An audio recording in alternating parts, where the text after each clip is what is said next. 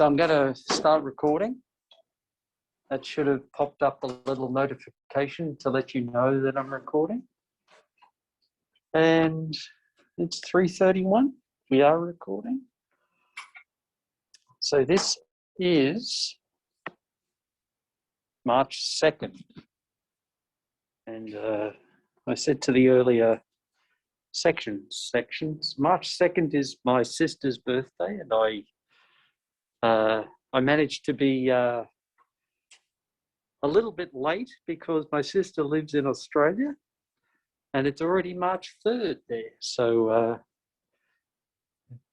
thankfully I managed to send her birthday present quite a bit earlier, and she got it well in time. So that was okay, but I haven't managed to talk to her on her birthday. But not the best. Anyway. So today we want to talk, eventually, last section I managed to not talk much about them, but I want to talk about the list and iterator. But we've got a few things to do before we do that.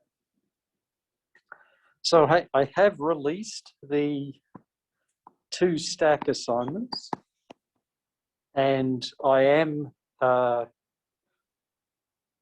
quite happy with both the approach to the programming assignment and the approach to the curation assignments. It's the first time I've tried the curation approach, and it's the first time I've tried using GitHub Classroom in the programming approach. So by the time we get to end of semester, your feedback on how both of those worked in the IDEA course evaluations would be appreciated. I think they're going okay, but it would be nice to know if I can do something maybe a bit better or a bit different with them. And there are our completion rates. I've heard recently that 2 students are likely to drop the subject, which is a bit disappointing. But it does explain a little bit the drops here. I'd prefer students didn't drop, or at least give me a chance to support them if they need extra something or other. But anyway, that's the way it is.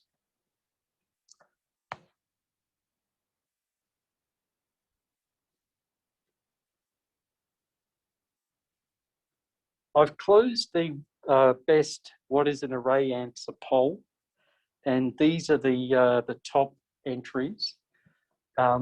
Congratulations to those who got one of the top entries. I've already added your bonus grade to your what is an array grade, so that's good.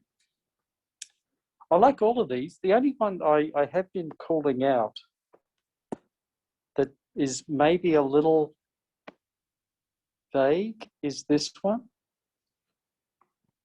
Right? An array is a data structure that has a collection of elements that are similar and have corresponding key value pairs. The only reason I'm not I'm calling out this one is because when I hear the phrase key value pairs, the data structure I usually associate that with is a thing called a map, right? And an array I usually associate with the word index instead of key. However, another data structure that uses key value pairs is a thing called an associative array. And again, it's basically a map.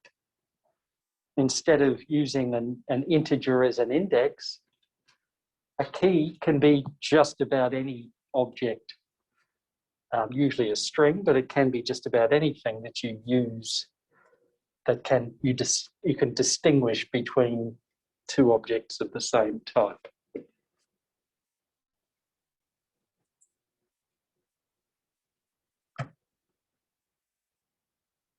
But yeah, other than that. So more formatting woes on the assignments. And I suggest you do this. Go onto the settings page, which is that cog thing in Replit, and select an indent size of 8. And that should sort things out.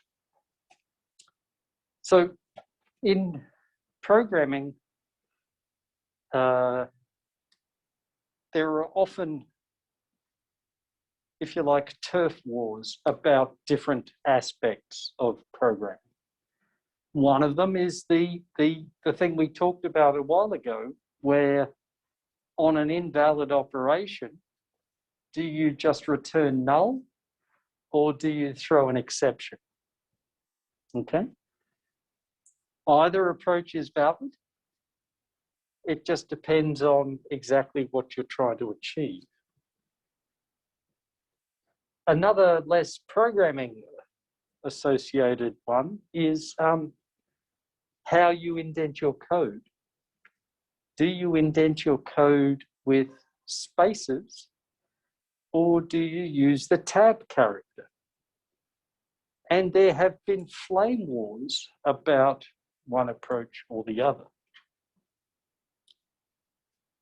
And I think what is happening here is the starter code I gave you may have had some tab characters in it.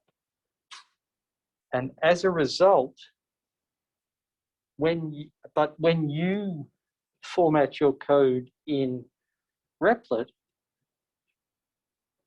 Replit uses spaces by default, right? It's where it says indent type space. And if the default number here is actually 2. If you set that to 2, it was already set to 2 for you. And there are tab characters in your code, Replit will automatically format those tab characters as 2 spaces, as having the same effect as 2 spaces. It's still just a single tab character, but it looks like 2 spaces. Unfortunately, the standard tab space length is 8 characters. And that is what GitHub is displaying. GitHub is displaying a tab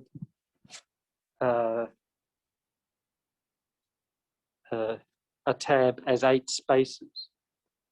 And I believe that is why when I look at your code in GitHub, we get strange formatting like this, even though it looks perfectly acceptable in Replit.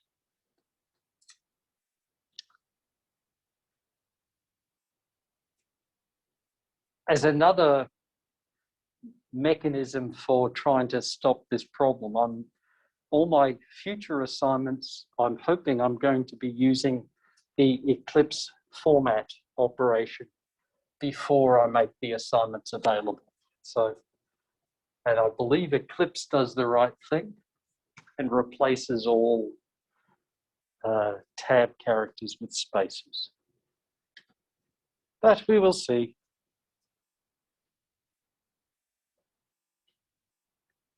Any questions about the assignment? There aren't actually any assignments for this course due this week. The stack ones are due next week.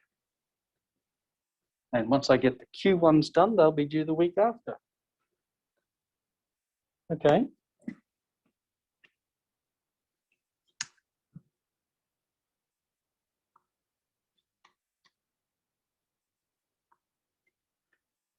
So I thought I'd continue my series of C++ tips, even though this isn't really C++. But it's worthwhile understanding how these things work. So one of the problems with C++ programs is how do you put them together, right? You got a lot of C++ files, and you want to combine them all together into a single executable. Well, what happens with C++ is, suppose we want to make a program out of two C++ files, a.cpp and common.cpp. The compilation process generates what's called an object file. So this is compile. Okay. And then those two object files are combined into a single a.exe, which is called the link step. Okay. The .o files, the object files, are binary files. They just don't have all of the binary information needed to produce an executable. For example, a.out, a.o may call methods in common.o, but those methods are only available in common.o, which a.o doesn't have, until the two are linked together using the linker. So that's what's happening here. What a makefile, has anybody heard of a makefile before? Can you show your green yeses, or yes or no? Yes, no? Nobody? Nobody's listening. I'm sure somebody's listening. I hope somebody's listening.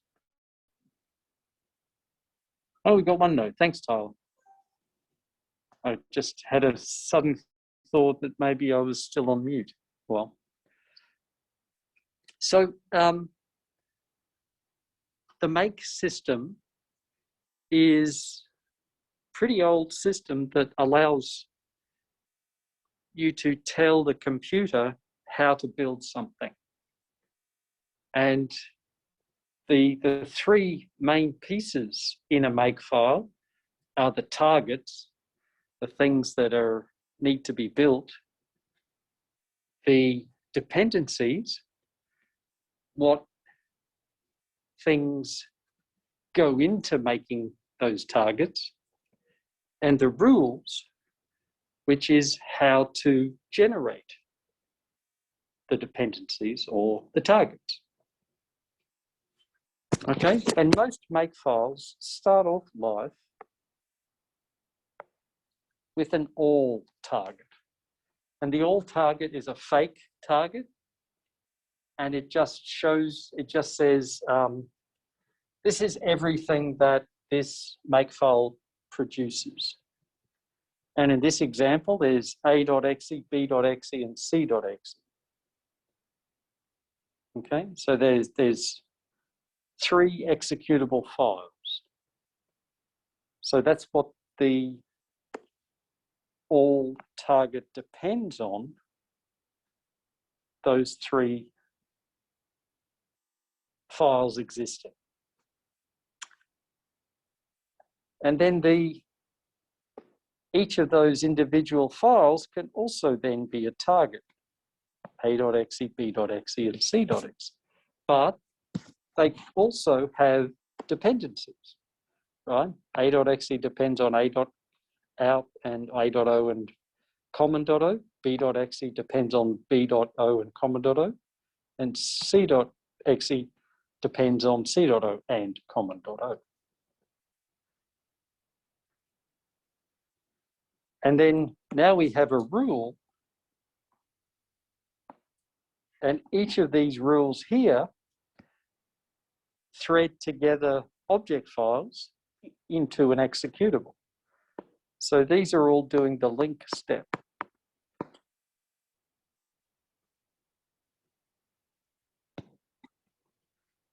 But then we still don't know how to produce A.O, B.O, C.O, and common.O. And here are those targets, A.O, B.O, C.O, and common.O. Right? A.O depends on A.CPP and A.H. B.O depends on B.CPP and B.H. C.O depends on C.CPP and C.H. And common.O depends on common.cpp and common.h. All pretty straightforward. This switch here is telling G++ to do the compile option, or in fact generate an object file.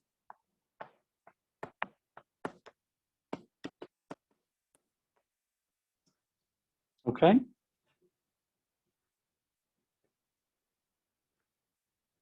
So that's a makefile, and let me just check to see that I can see it here. Maybe not. What did I want to call it? It's called stack in Java, stack in CPP. There we go. All right, there is the makefile inside this the stack C++ assignment, and it does exactly what you would expect. It has 3 test methods, 3 test programs that are in the all target, and then it tells you how to generate everything to pull it all together to make those exe files.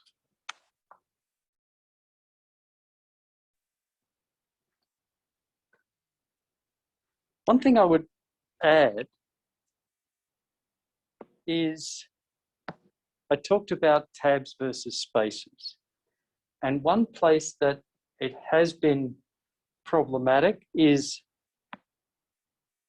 make expects the rules to be indented using a tab character, not spaces. Okay, I don't think they fixed that. I don't think they've changed that. So when you have a look at a makefile, make sure that those rules are indented using tab characters. You may have to explicitly tell your editor to not replace tab characters with spaces. Now, the make system was generated a long time ago, and when software was a little simpler in some respect. So sometimes making a makefile is very complicated. So there's now another system that makes makefiles called CMake, and that it doesn't make software. You get to configure your environment and your project, and it will then generate the makefile that allows you to build your project. And that's for software these days tends to be a lot more complicated. Any questions about makefiles? Okay. So I have released the oral exam, the midterm.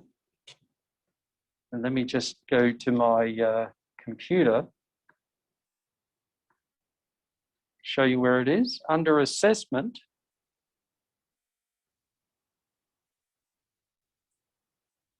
right, under assessment, and go down to the bottom, you will see the midterm. And there is the paper.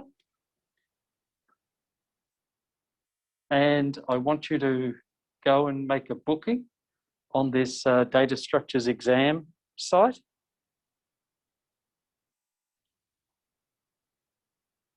And as you can see, I've made time on Sundays, Mondays, Wednesdays, and Thursdays. I want you to, I think it says there, I want you to take your exam before the end of March. Okay, so please book sometime this month. It should only take 15 minutes. And let's just go back to the screen.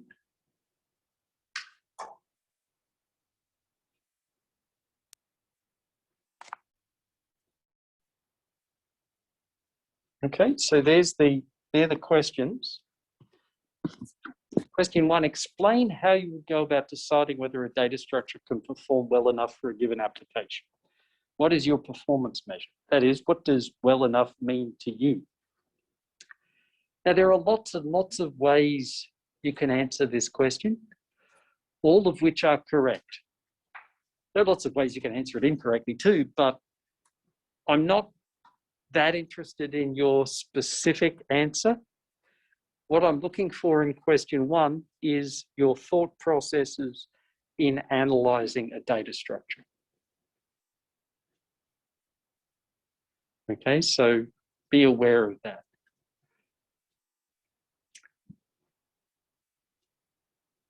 And then the other 4 questions are all about specific data structures: array, linked list, stack, and queue. And for all 4 of those, I want you to talk to me about the implementation, the operations, and the performance of them. And in order to get a good grade, I want you to think about giving examples of each. Your answer has to be correct. Your answer has to be complete. And your answer has to be clear. And then it says bonus marks are available for illustrating your answer with diagrams drawn during the exam. And somebody asked in the earlier sections how to do that. And I'm open to any suggestions. The suggestions on the table so far are, 1, what I'm doing, right?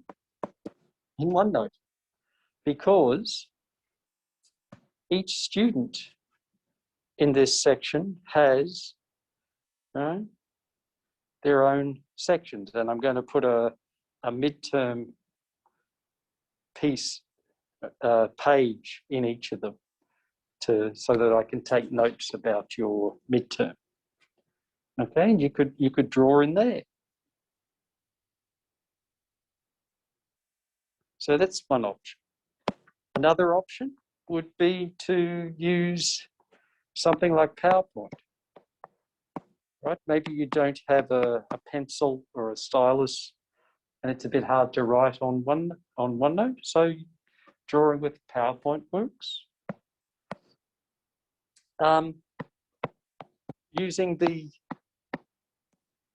website lucid.app, that allows you to draw perhaps a little easier than PowerPoint does, because that's its prime purpose. So that's another thing you could do. The only thing I need to be able to do is for you to take a screenshot or export into an image file that I can see during the exam. And somebody in the last section had a great idea. You could hand draw it And then I suggest you get OneNote onto your phone, which is probably what you're going to need to take a picture of your hand drawn.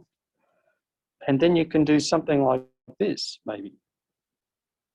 Right? You can maybe insert and, right? I can insert a picture. Maybe I'll insert that one. Okay. So provided the picture is in on your phone, or what, this is an iPad, right? You should be able to take a picture. But why don't I do that directly? So how do I do that? Where's my camera going?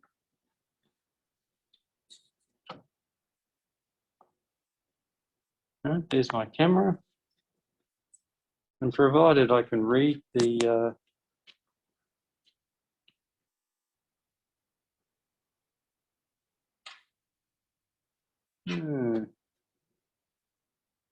let's just go straight to camera, maybe.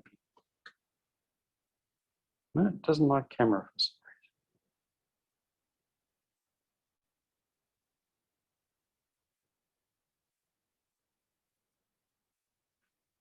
For some reason, it's decided to not show me the picture that I just took. Nor is it letting me access the camera. So, there we go. Now it's right. So I just took a lovely picture of the whiteboard cleaning fluid. So we can do that.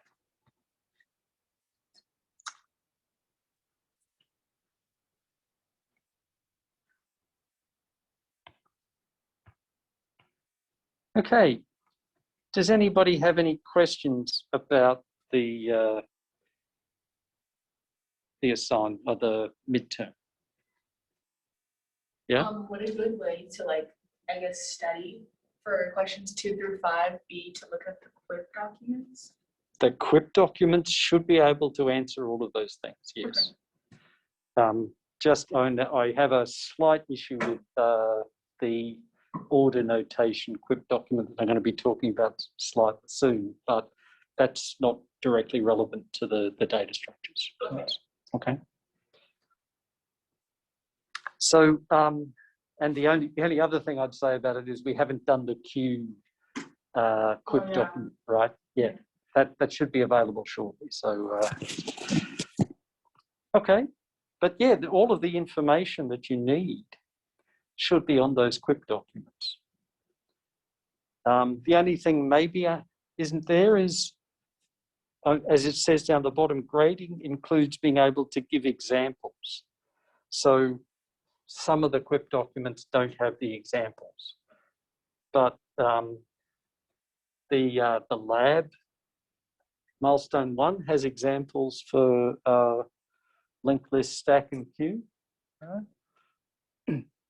And somebody suggested in the section before this that they could just use examples in real life, right? When you go to check out at a grocery store, you join a queue, you join a line.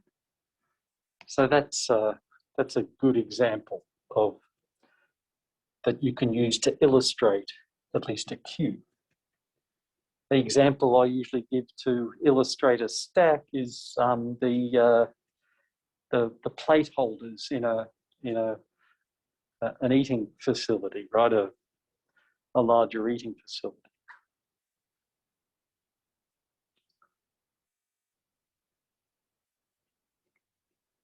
Any other questions about the?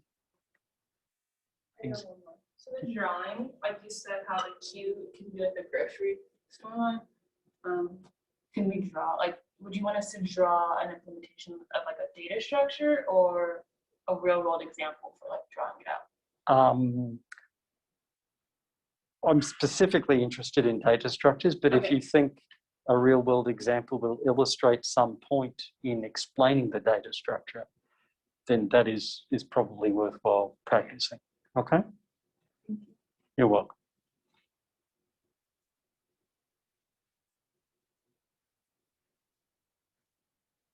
Okay. Let's move on unless there's anything else.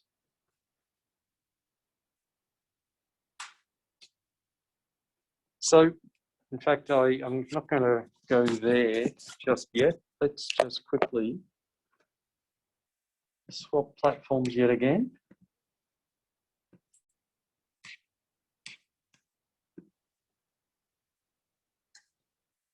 So I did want to talk about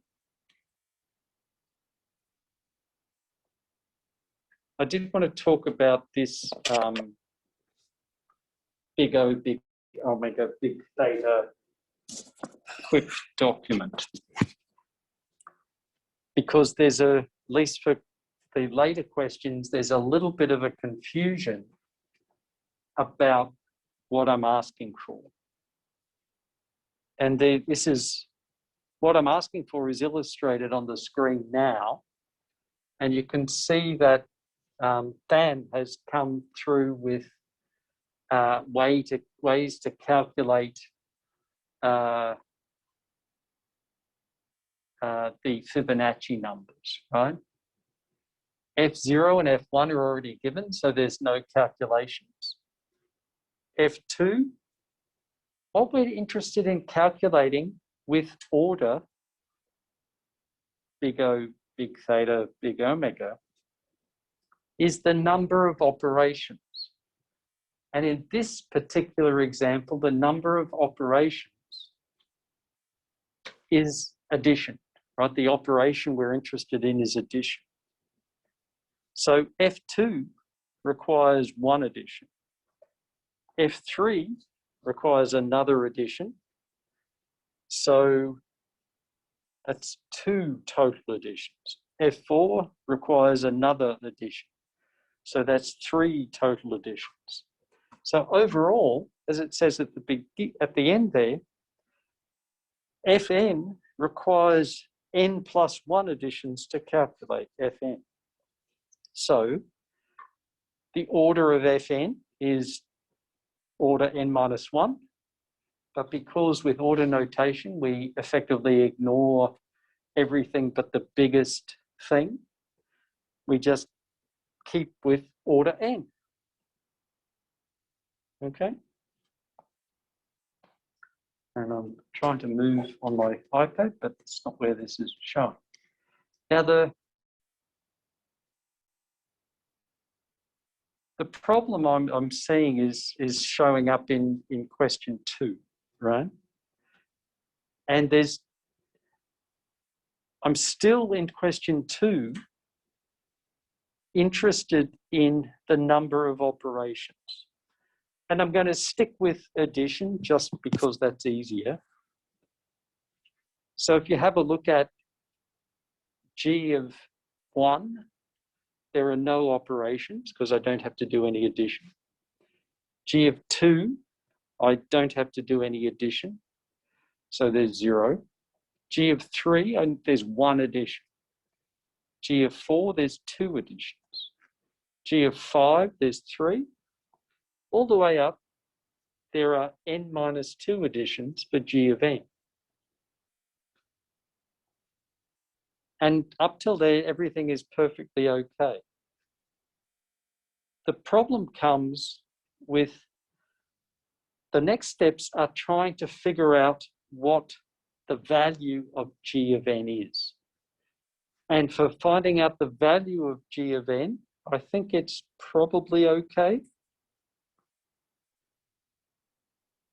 However, and again, I'm trying to make the wrong thing move.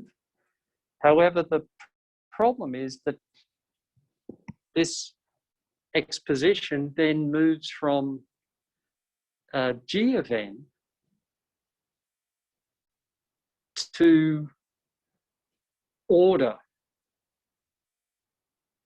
G of n. And that's not what's happening in G of n. the only thing we're interested in from an order perspective is either the number of additions, like we are here, or in a data structure, we might be interested in the amount of storage. Whereas what this is saying for order and theta and cap omega is trying to find the value. And we're not interested in the value of the expression. We're only interested in the number of operations used to calculate the value. And in this particular example, I keep doing that.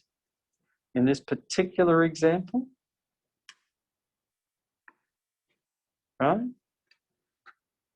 for that summation for question 2, there are n-2 operations, which is going to be order n-2, dropping the -2 because it's insignificant compared to n. That means it's order n. Okay, and then there's a similar thing here where there's the leap from calculating the value of h of n to calculating the order of h of n. Those two are not the same thing, and the same thing with the next one as well.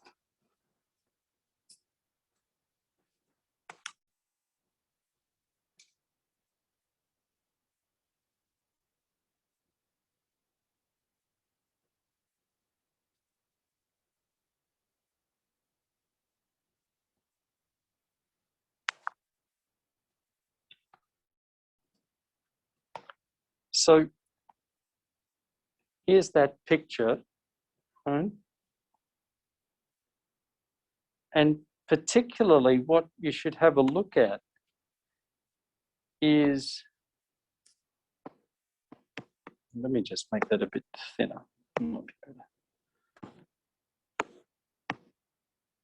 All right, so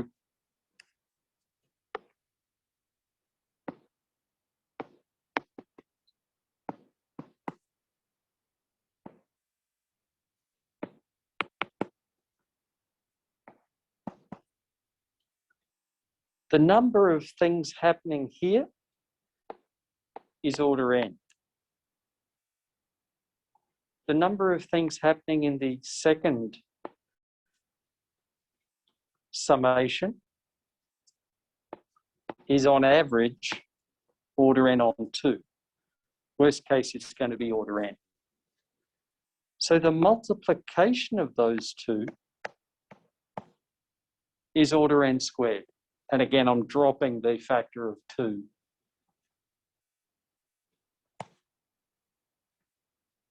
Okay, so that, and in this particular example and in the other questions here, every time there's a summation, it's probably order n. I had a question also from the last section saying, okay, you're counting additions,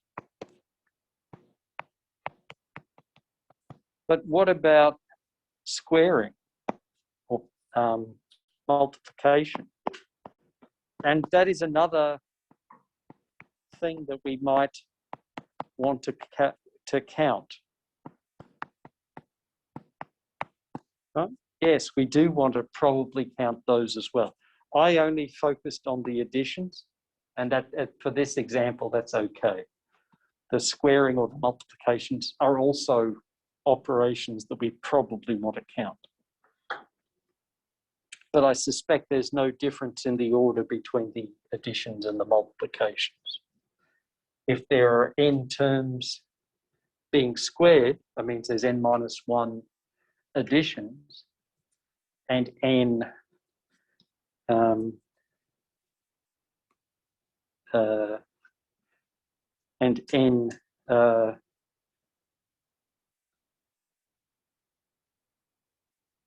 squarings or multiplications. Okay, any questions about that?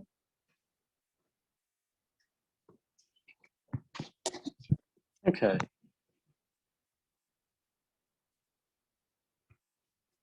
So let's have a look at, is there something else I wanted to talk about? I think that's it. Let's have a look at the lists slides.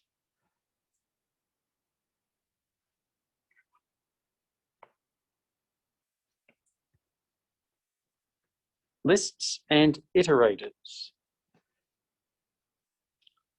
So this is talking about the Java library, java.util.list, and it has a nice interface. Size is empty, and I've circled the is empty because of our discussion about returning a method name that returns a Boolean.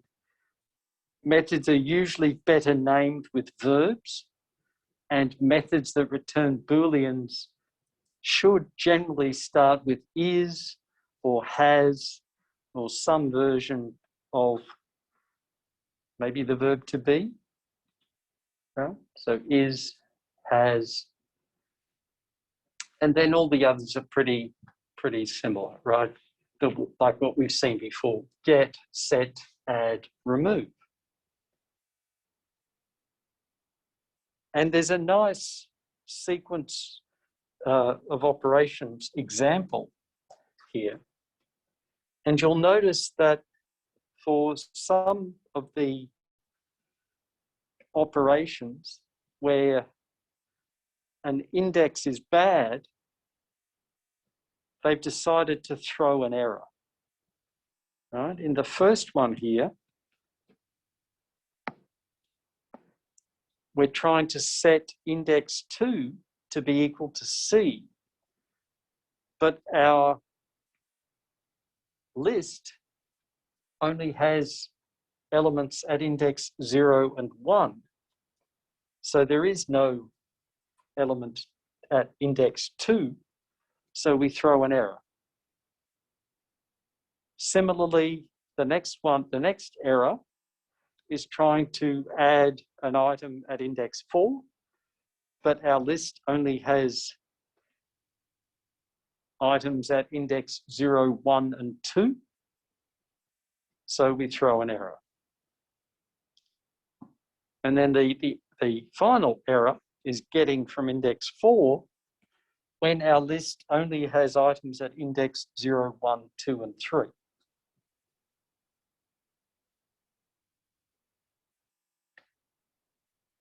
And we've looked at this before. I'm not going to talk too much about this.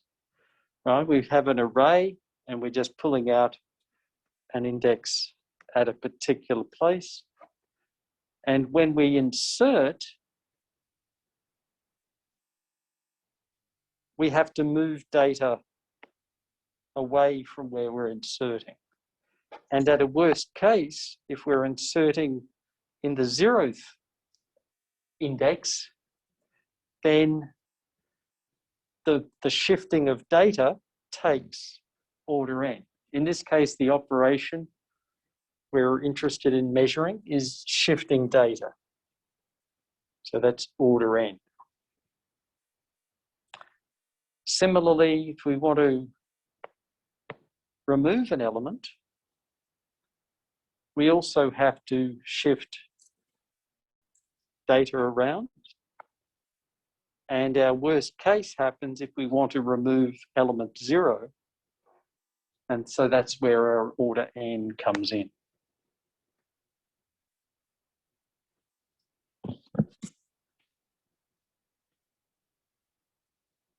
There's usually two things we want to know about in terms of performance of data structures. One of them is for n things, how much storage do we need? And the other one is for doing something with those n things, how many operations does it take? Moving, addition, comparison, those sorts of things. So the space used in an array implementation is order n. Getting at an index is constant time, order 1. Adding and removing, because we may have to move the whole n items, is order n.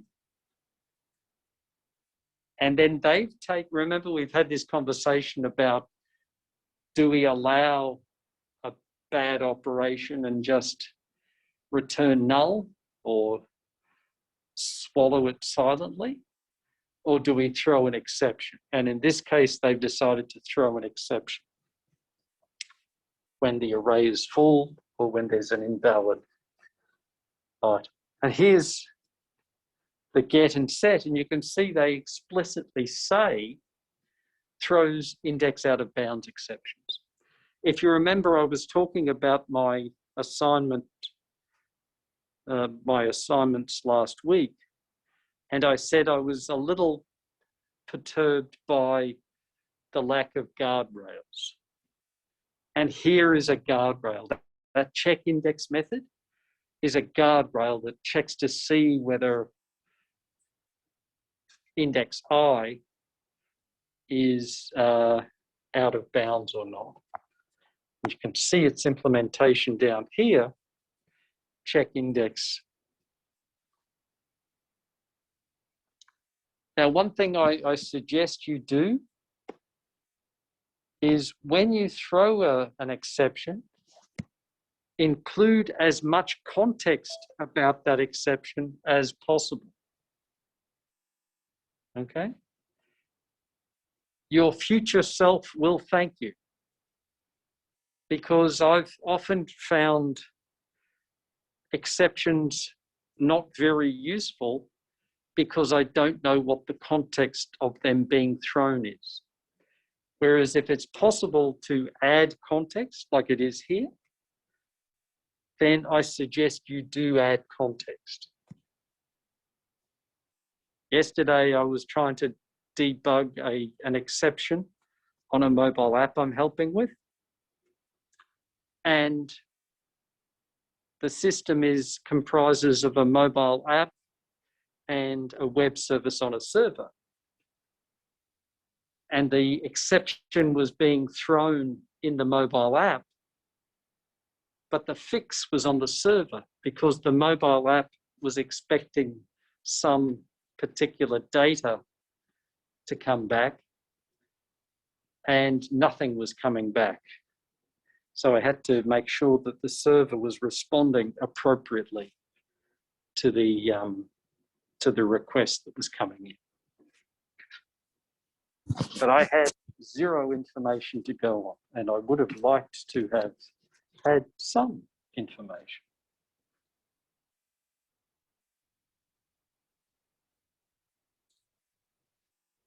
So these two show the index out of bounds exception, and there is also an illegal state exception, right? For when the array is full. That's another reason to throw. And that is good. I like the way Java allows you to explicitly state this method can throw these exceptions. That's very useful.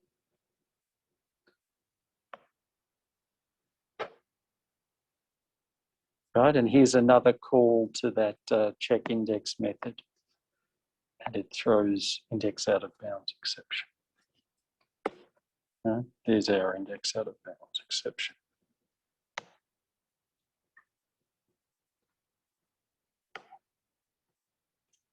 So one problem with arrays is we often don't know how big they need to be. And so if you've got a system where you're pushing stuff in and you set the size of the array to start with, it could be that you get to a point where you need to resize the array. And then the question is, how do you choose the next size?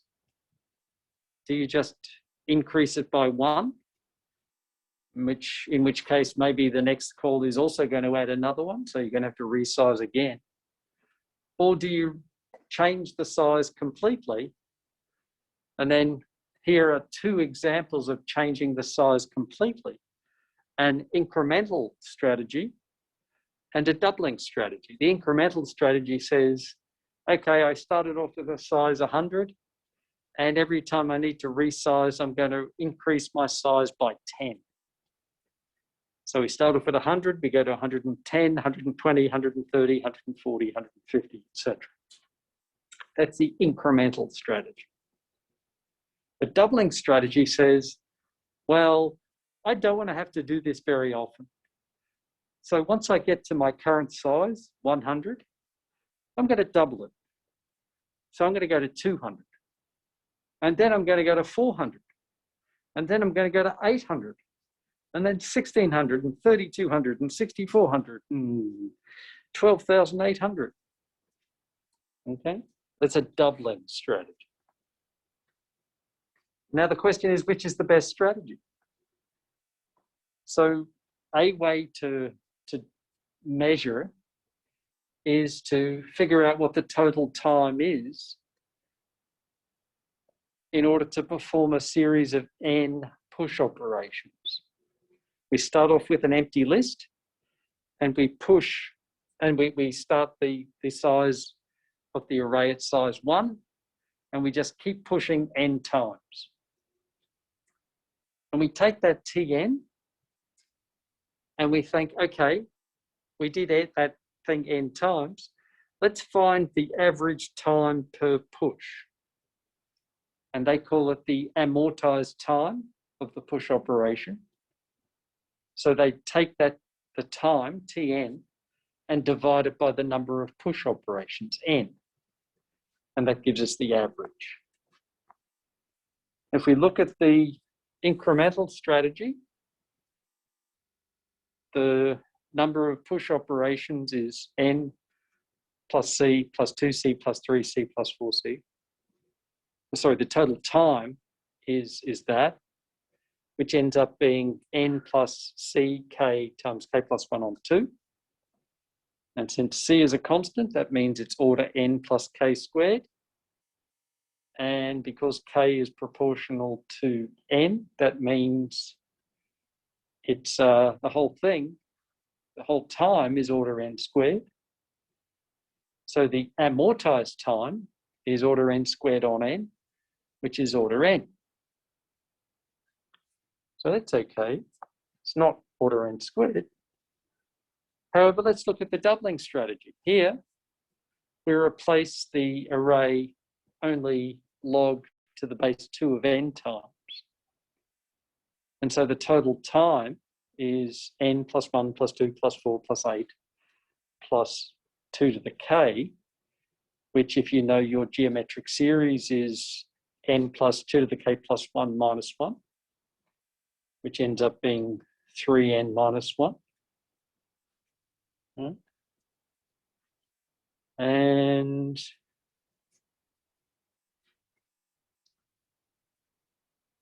then that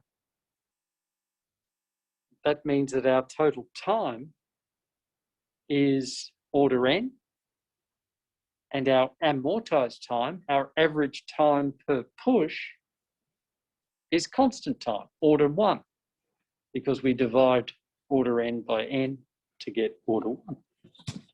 So that's a pretty interesting comparison, right?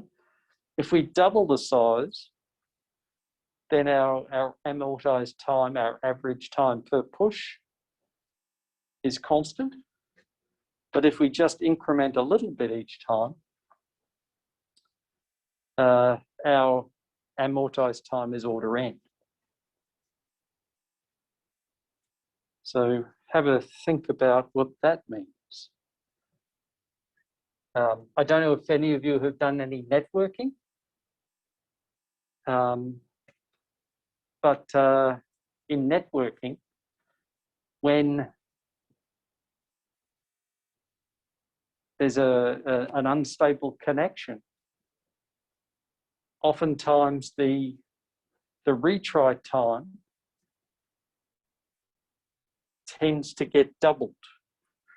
And the reason is similar to this, that the retry time is ends up being log n rather than just n if you have a constant retry time. And similar reason for having this doubling strategy.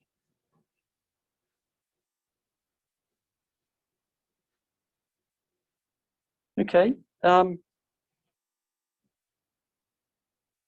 not going to talk too much about positional lists except to have a look at the methods.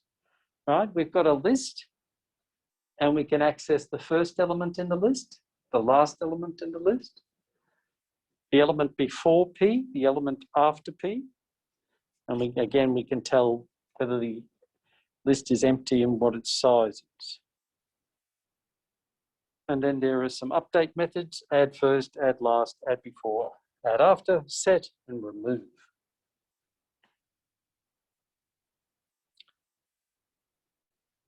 And again, there's, sometimes there's an exception being thrown for invalid operations. And here is an example of an implementation of a positional list using a doubly linked list.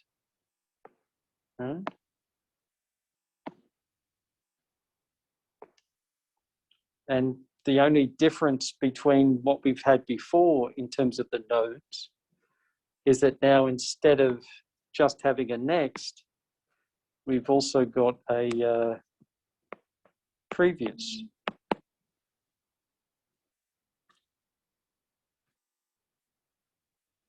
And then this looks pretty similar diagrammatically to our linked list example from last week, except now we've got a doubly linked list. So we can traverse backwards as well as forwards through the list. Insertion is pretty simple. Remember the array we had to insert in order n.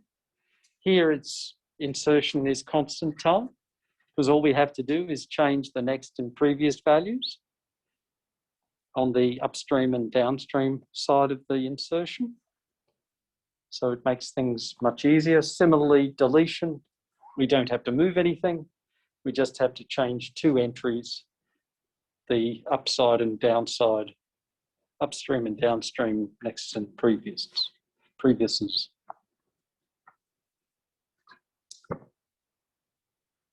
Which brings me to the main point of what these slides I think are talking about, which is iterators. Has anybody heard of the phrase software design pattern? No? No? Anybody online heard of software design pattern? Use your yes and no. Nobody's responding. Yeah, we've got a no from Dave. That's okay. Thank you, David. So when you do software engineering methods or software design methods, you will probably hear about design patterns. And one of the first major books about design patterns is this one called Design Patterns, Elements of... I really should stop that and not, because I'm not going to be able to feed my pets.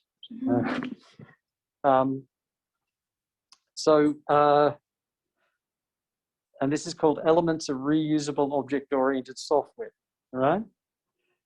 And it's by Gamma, Helm, Johnson, and Blasides. And this is one of the major books about design patterns. Design patterns are just well thought out solutions to common software problems. Okay, and there are lots of them. If you let's Google. Let's just Google design patterns. See if we can. 34 design patterns. If you've never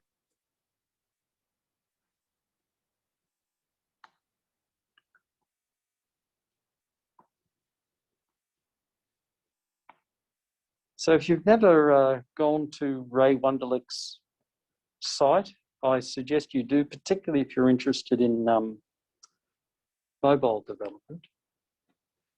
But there's a lot of good stuff there. Let me just try that again.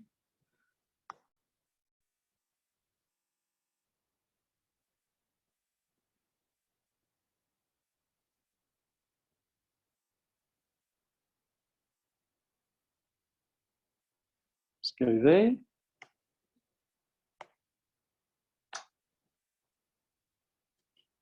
Let's go there. Oh. So there's lots and lots of different patterns. These are the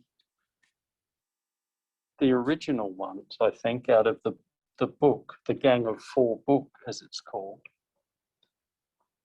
But I suggest you have a read through, because they are kind of interesting. Back to where we need to be. One particular software design pattern is the pattern of iterator. And we used it when I was programming last week, right? We wanted to get from the beginning to the end of a linked list in order to count the number of elements. We started with a thing that I actually called iterator, which was assigned initially to head. And then we did something with that value of the iterator, and then we said iterator equals head, iterator equals iterator.next, and we went to the next one. And abstracting away a little bit from that, what an iterator needs is it needs a has next method and a next method. And in our linked list, we didn't really have a has next method. We just said iterator.next is not equal to null, right? And that would be the same as the has next. And then the next method was just iterator.next, the actual data. Okay.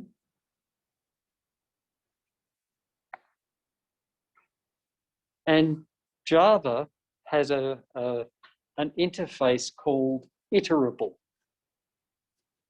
which allows you to take a list of objects and scan through them using an iterator. Okay, so here's the example where you start off with a collection of things. Here's our collection. And you say whatever the type of objects in the collection is, element type, variable, collection.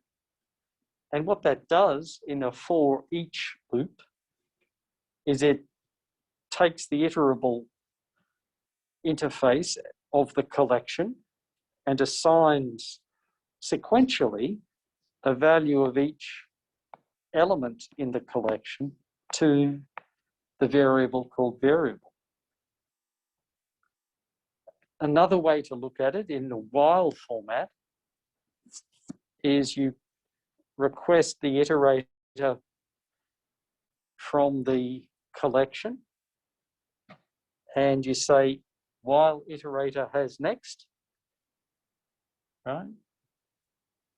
We get the next one and put it into a variable. We make use of that in the loop body, and then we check whether iterator has another next, because this is moved on to the next item in the collection.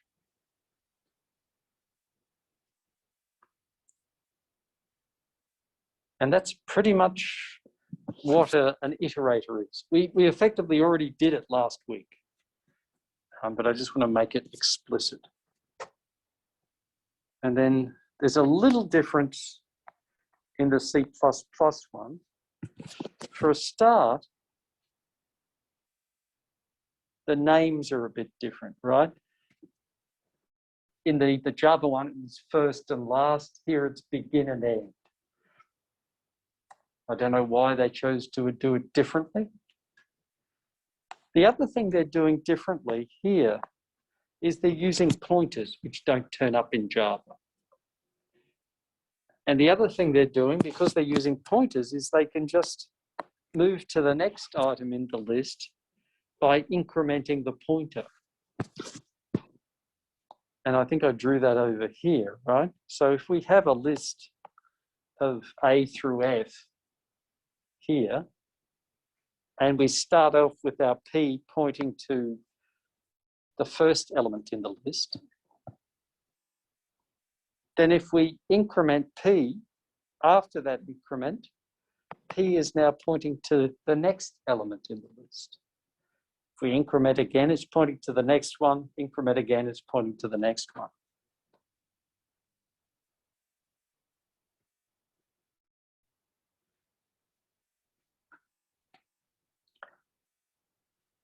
And the nice thing about C++, just like Java, it also has examples of stack, queue, vector, and list, which are iterable.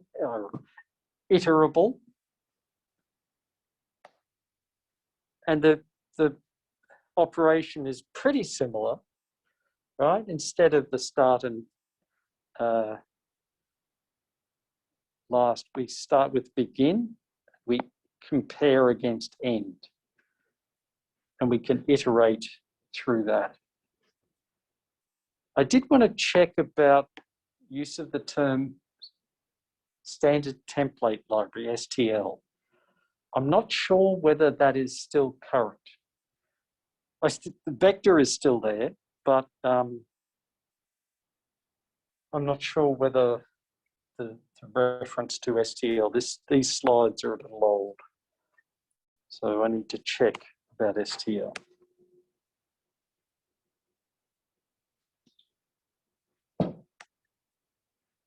And I think that's about all I wanted to say on the C++ side of things.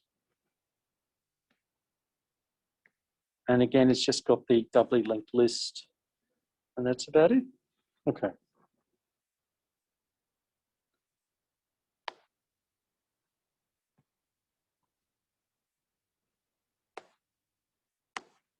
So any questions about lists and iterators?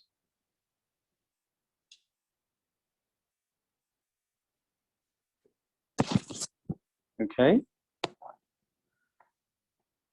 So for next time, I want to talk about another new data structure. Lists and iterators isn't really that new. This just builds on what we've done before. But the next one's trees are the building blocks for some quite complicated structures we're going to look at. And what a tree does is, instead of having a next and previous, in a simple form, in a binary tree, it's got a left and a right. Okay. And the thing with trees is that it allows us to do some interesting things. And they're with me introducing trees next time, we'll be able to talk about some algorithms. This course isn't much about algorithms, but I will briefly touch on simple algorithms like sorting. Okay. The follow-on course from this is mostly the one about design of algorithms. But we need to understand the data structures and analysis of data structures. And I think having that extra information about the applying what we've got to some simple algorithms is worthwhile. Like I said, particularly sorting. Sorting's an algorithm that we touch on lots. Okay. Does anybody have any questions about anything that I've talked about? No? In that case, I'm a little early. So let me leave it there.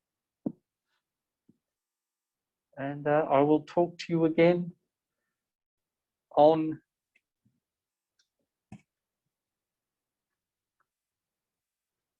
Friday. Remember to get your lab milestone 1 in tomorrow. I think it's due before your class session. And yeah, let's leave it there. Thank you very much for your time. Thank you. Thank you. You're welcome.